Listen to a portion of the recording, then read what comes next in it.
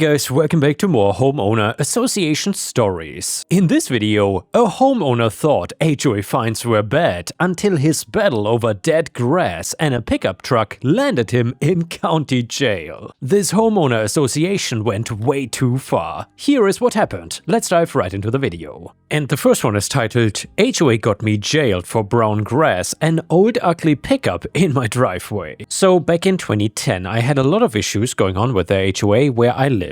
Like a lot of the crazy stories you might see online, this took place in a not so great land of Florida. And yes, I am born, raised and live here, and even I know that the state is a bit of a joke and meme at this point. I also cannot really argue what people are saying about it. A little background about me for the story is that I'm a single dad and my daughter was 11 years old at the time of the story. Working as a mechanic, I did not make a lot of money and I wanted my daughter to have everything the other girls her age did. So after bills and food and what she needed to feel normal, I was not left with a lot of extra cash laying around. The neighborhood I was in made me stick out a little bit in a bad way. The other people had more money and their HOA wanted the place to look perfect. Most homes did with their perfect lawns and guys leaving for work in suits, not jumpsuits. The school district was amazing, which was one reason I was living here. My house had problems according to the HOA. It was not perfect and my lawn had patches of brown spots that needed more than just water to come back to life. My car was a rusted old pickup truck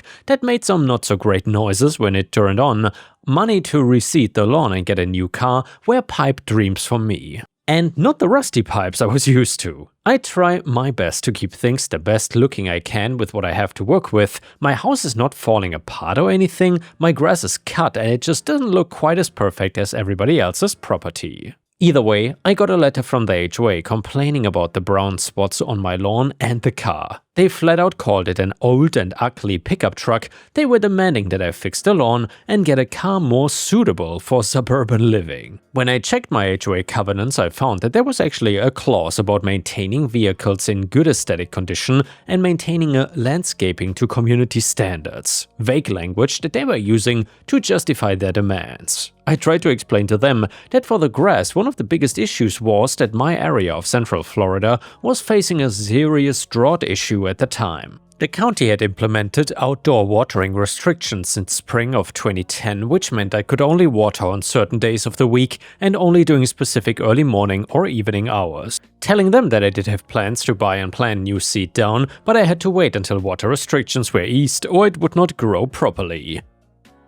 I also told them how my truck was for work and I needed a pickup. It was not broken or anything, just kinda old and rusty but completely functional and legal. They did not care and started to threaten to fine me if I didn't comply with what they wanted. And honestly, the grass I could understand to a certain degree, but the truck was just insane. It was a legal vehicle. What didn't help was, when I spoke to the HOA president, it was clear he was a controlling man and looked down on me because of my job. The fines started to pour in for violations against community standards. I was paying some of the fines, what I could afford basically. Mainly the ones for the lawn, since despite the brown spots being small, I knew they were technically in violation of the covenants. The truck though, I knew was a grey area and I wasn't sure that they had the right to fine me on it. This went on for about 4 months and I was really starting to struggle financially. The HOA was following their process and they gave me the required 30-day notice periods before each escalation and then 60 days before filing with the court.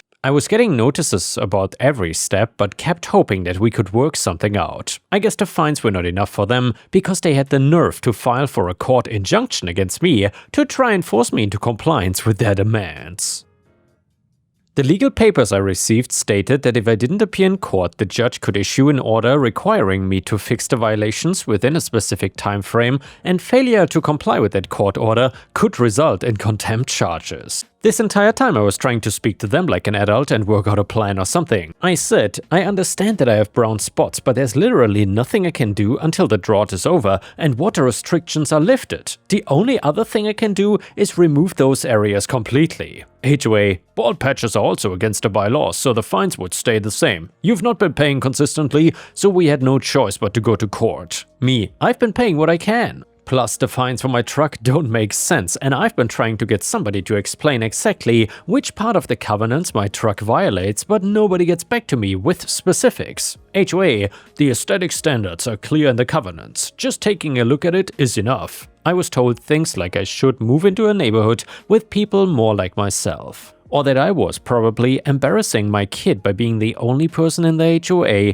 who could not follow rules, according to them. Now is when the big problem started. I ended up missing the court hearing through what I now believe was deliberate confusion created by the HOA, though I cannot prove it, and a lot of stupidity on my own part. I got in the mail the official court notice with the date that I was supposed to appear. A few days later I received what looked like an official notice in my mailbox, no return address, but it had professional letterhead that said Judicial Administrative Services or something similar. The letter said that there was a scheduling conflict with the judge and my hearing was being moved to a date 3 weeks later. Looking back, I'm pretty sure this was sent by someone working with the HOA to confuse me, but it looked official enough that I believed it. The paper quality was good, the formatting looked professional, and I was stressed out and not thinking clearly. I should have called the courthouse directly to confirm this, but honestly, it did not even occur to me that anyone would send fake court notifications.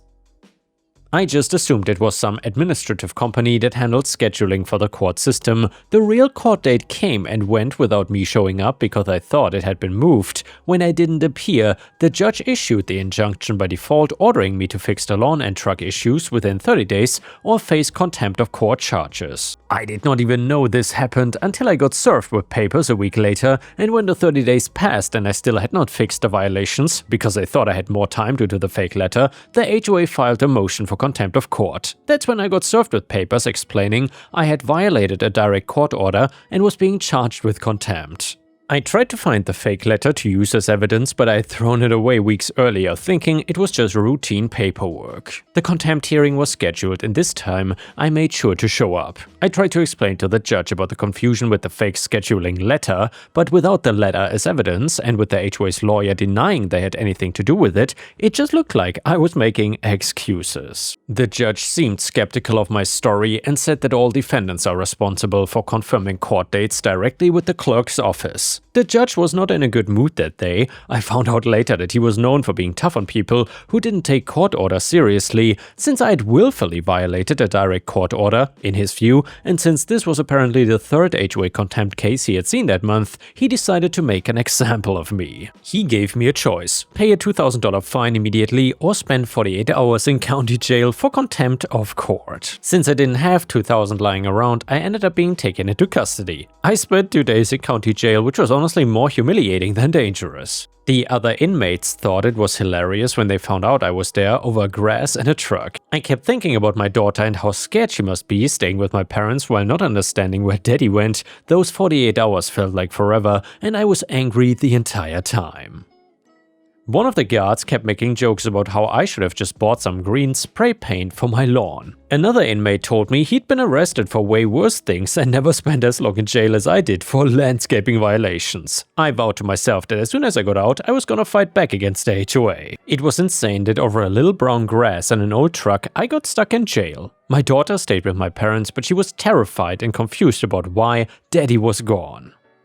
I knew that proving the HOA had sent me a fake letter would be nearly impossible without evidence, but there were other things I could do. First, I contacted a local attorney who specialized in HOA disputes. He explained that while the HOA had the right to enforce covenants, the vehicle restriction was questionable since my truck was legally registered and functional. He said that many HOA aesthetic vehicle restrictions get challenged successfully, especially when they are used to target specific residents. The lawyer sent the HOA a letter stating the vehicle fines were likely unenforceable and that continuing to pursue them could result in a lawsuit for selective enforcement and harassment. He also pointed out that during an active drought with county water restrictions, pursuing landscaping violations could be seen as encouraging water waste and might violate county environmental policies. At the same time, I reached out to the local newspaper and a couple of TV stations. It took a few tries, but eventually, a reporter from the local paper was interested in the story. What really got her attention was the angle about being jailed for not watering your lawn during a drought.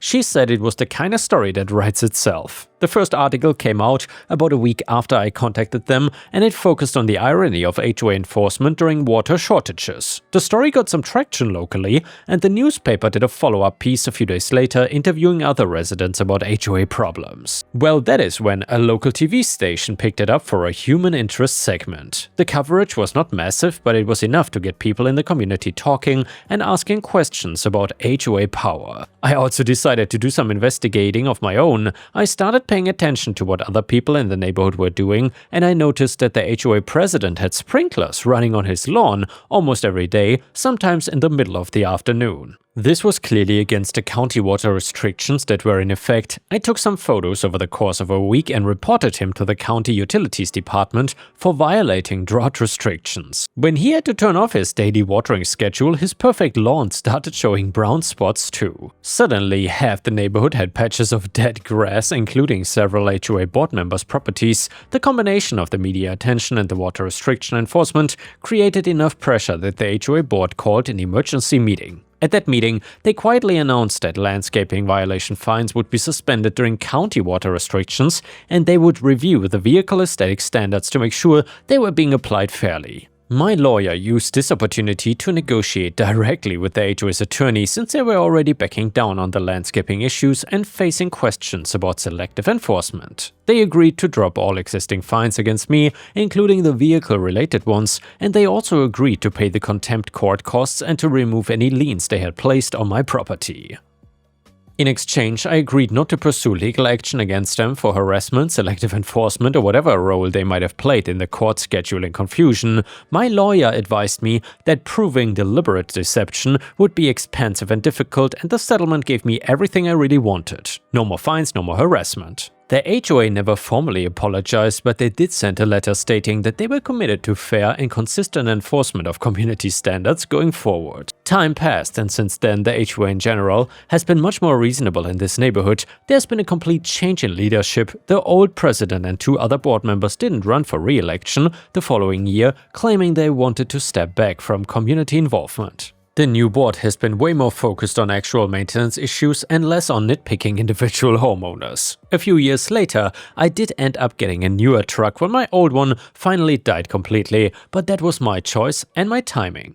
Also, once the drought ended in 2012 and water restrictions were lifted, I reseeded the brown areas myself. The grass grew back fine, and I never heard another word from the HOA about it. The whole experience taught me a lot about reading legal documents more carefully and always verifying court communications directly with the courthouse and keeping better records of everything. I also learned that sometimes you have to fight back against bullies, and that a little public attention can go a long way towards changing bad behavior. Most importantly though, I learned to trust my instincts. When something doesn't seem fair or doesn't make sense, it's usually because it really is unfair.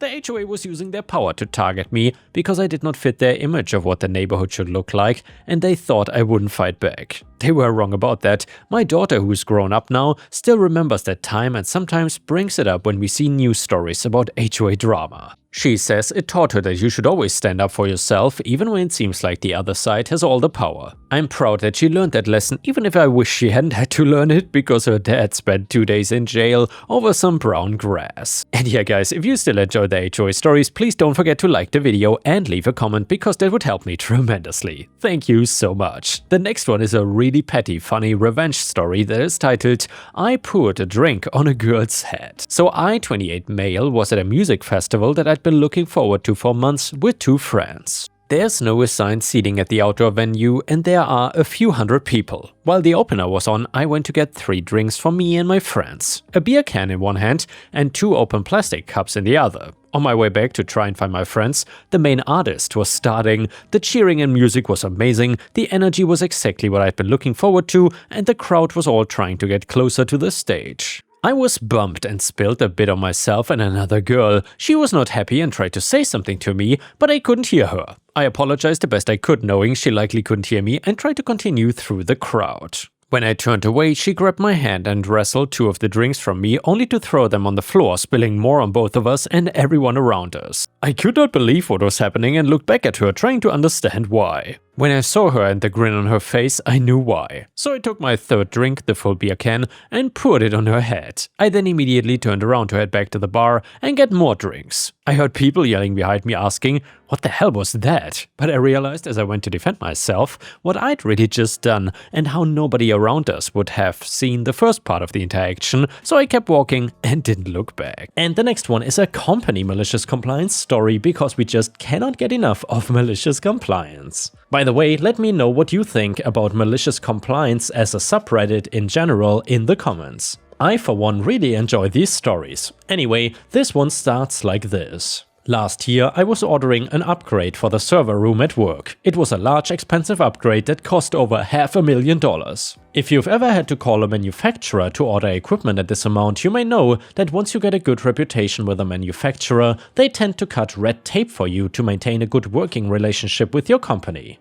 I in the past have bought equipment for my personal use at home, and it takes forever to get a rep on the phone and they often screw you on the deal. While I was making the order with the manufacturer, I inquired about getting personal equipment to see if it would be possible to make a separate order for myself with my own money. The rep had no issue with it and was happy to make the second order. He placed both orders and even gave me a company discount for my order. Now, I did make it perfectly clear that the second order was a personal order and not in any way connected to the corporate account or order. He confirmed this and the order was locked. A few months went by and the equipment showed up in the loading dock at work and everything was in order. However, my order never arrived at my house. I attempted to contact the manufacturer but got put on hold for hours. I gave up for now and figured I would try again in a few days. The next morning the equipment showed up. It was an exact match for the equipment that was sent to my work. Now keep in mind the order I placed for my house was a Blade server that was just over $6,000. This was not what I ordered. I went into panic mode as I cannot afford this equipment. And when they bill me, I'll be screwed. I checked my bank account and found no charges yet. Now I'm really panicked as I now think that they billed it to my company, effectively double charging them. I expect I will get fired. When I returned to work after my weekend, I emailed billing and got a copy of the invoice. Well, they did not bill my company for the equipment sent to my house.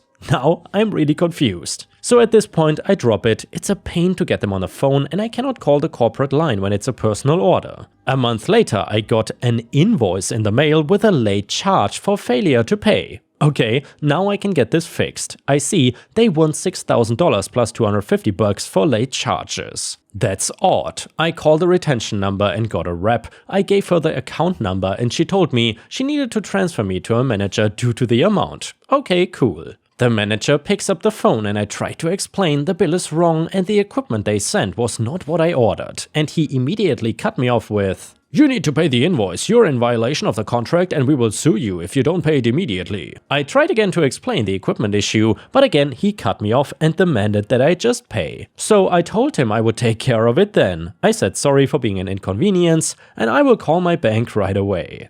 I then confirmed the bill amount and the part order number from my equipment labels. He confirmed it and said, "See, there was no mistake." And as I was about to hang up, I know I heard him say in a smug tone to someone else, "That's how you deal with poor dickheads." So I called my bank and got them to unblock the transaction. It was stopped for fraud alert, the amount was paid, and I'm now the owner of a $500,000 server room in my basement. A few months later, I had to order some more connectors for the fiber lines and spoke to their rep again. I inquired about buying personal devices again, since the last time went so well. Apparently they cannot do that anymore. Something about a manager fraud investigation. I cannot imagine what that's about. The next one is titled Petty Revenge Story 1.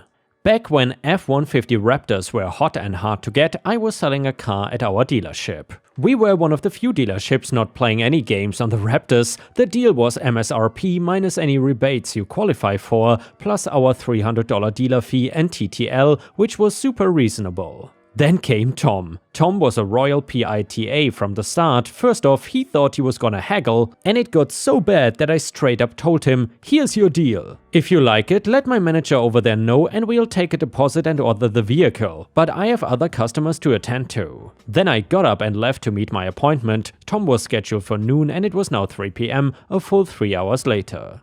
While Tom sat at my desk for a solid 15 to 20 minutes, I saw him get up and walk over to my manager's office. My manager ended up taking his deposit, explaining the process, and sending him off. For your information, out of the 1,000 plus customers I've sold, there was only one customer that I did that to, and it was Tom. Tom was special. It got worse. Here are the things that Tom did. Tom forged a dealer offer sheet from a competing dealer, trying to get us to give him a $3,000 discount. Tom called our Auto Group HQ several times to complain. Tom called Ford HQ several times to complain as well. Tom was repeatedly caught in lies. His lies would normally be, Bambi manager said, or Bambi said, when we didn't. A few weeks before his vehicle was due, he sent out a massive email that included our CSRs, myself, my manager, my GM, basically listing his demands and being incredibly unreasonable. A few hours before that email, a customer inquired about an F-150 Raptor, but unfortunately the order banks had closed and we had none in stock. We never had any in stock, by the way. But this new customer seemed super nice. So I went to my GM and said, let's sell this Raptor to this new guy who seems super chill and nice and can easily afford it, and let's refund this dude his money and tell him we cannot do business with him. My general manager agreed, so my general manager told me to write up the email and CC certain individuals. I wrote up the email. Dear Tom, after careful consideration of your last email and your past experience, we have decided we cannot meet your expectations and would not want you to be disappointed in your vehicle. Therefore, we have decided to refund your money. We have instructed our accounting department to cut a check and overnight it to the address on file. You will be receiving a refund in full. We hope you can find a dealership that can match your expectations. We wish you all the best. Then I called up my customer from earlier and said, hey man, we got a new Raptor that just became available. I can send you the window sticker and it's yours for MSRP plus the $300 dealer fee plus TTL. I sent over the window sticker. After I did that, Tom called me furious, telling us he was gonna sue us. I passed a call to my GM, who gave him our law firm's phone number and told him his lawyer could talk to our lawyer and asked Tom to not call back again. Then the new customer from that morning called me back and said that he was on the way to meet me to place a deposit and start on the paperwork. Before we end the video, let's read one last funny story from r/petty revenge. This one is titled Revenge on a Cheater. So this was nearly 20 years ago. My pal discovered that her husband of 20 plus years was cheating on her when one of his mates phoned her and told her all about it, including name and address of the woman. When she confronted him, he admitted everything and moved out. He promptly stopped paying anything for their school-aged child, and she was really struggling. It was common knowledge that his new woman did not work and was on benefits, and my pal was told he had a new family to look after. In his eyes, her 4 kids were now more important than his own child. That is how despicable he was, and his attitude just destroyed the kid that he dumped. It was after this that somebody reported the woman for benefit fraud. Having a high earner move into her home as a partner has to be declared, and when asked how they knew he had definitely moved in, they replied that he was getting his bank statements sent to her house, which is basically a gold standard in terms of a paper trail. An investigator was sent out immediately, and a few days later the cheating ex phoned my pal, all upset because the DSS had stopped all the woman's benefits and she had promptly thrown him out. Funnily enough though, my pal did not take him back, and when his abandoned child got married, she did not even invite him to the wedding, far less walk him down the aisle. Who on earth could have phoned the DSS? Could have been a fellow civil servant who knew exactly what evidence was required to make the official wheels move faster? Did my pal know such a person? I could not possibly say. A few years later, pal was settled and building a new life and much happier. And yeah guys, thank you for watching. I will see you again tomorrow.